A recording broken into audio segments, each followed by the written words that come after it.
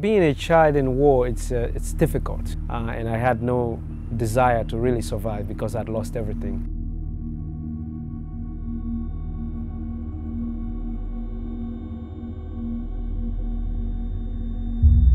My name is Ishmael Bia. I am an author, and I'm also a human rights activist. By age 13, I had been recruited into the army, and I was fighting as a soldier. When the war finally came to my part of the country, I was 12 years old, and I started running from it. I lost everything, my immediate family was killed in the war, so my mother, father, and two brothers. You learned to function in madness very quickly. You have to adapt to your situation in order to survive. And often you're exposed to extreme levels of violence that you've never even heard of. There was a lot of hardship. We had lots of arms and ammunition, but no food, no medicine, and lots of drugs. But also when you've lost family and everything, you quickly learn to belong to this group. But to belong to this new group required violence. Violence became the way to show loyalty. There were several things that gave me hope. One of them was when I was a boy, my father used to say to me, if you're alive, there's a possibility that something good would happen to you.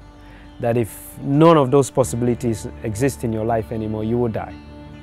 And while we had gone on one of these missions, there were a few people who showed up. And I vividly remember them wearing this thing that says UNICEF on it and the logo of this person with this baby. And I remember thinking to myself the first time that maybe they're like a new mercenary group that we're gonna collaborate with, because I never heard of UNICEF. So they had some talk with the commander, and then at some point they lined everybody up, and then they would disarm us and they took my weapon. I was not happy. I was actually very upset, because I knew what that meant, not to have a weapon in the context that I was in. And then they put us in this vehicle and said, we're going to recover from the war and become a child again. They brought us to a place called Approved School, which became the center that I spent 8 months there recovering from the war. It's because of that intervention that took me out of that situation and made other things possible. After I came out of this experience of being a child in war, and I thought to myself, what can I do to give back? What can I do to have people understand the possibilities on the other end, how you can recover from all of that when you're given the right care and support.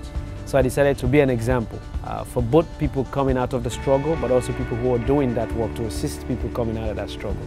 It's not often you come out of a situation, you meet somebody who has come out of a similar situation like you, and it's doing well and it's standing there. So it gives you hope that you too can do something with yourself.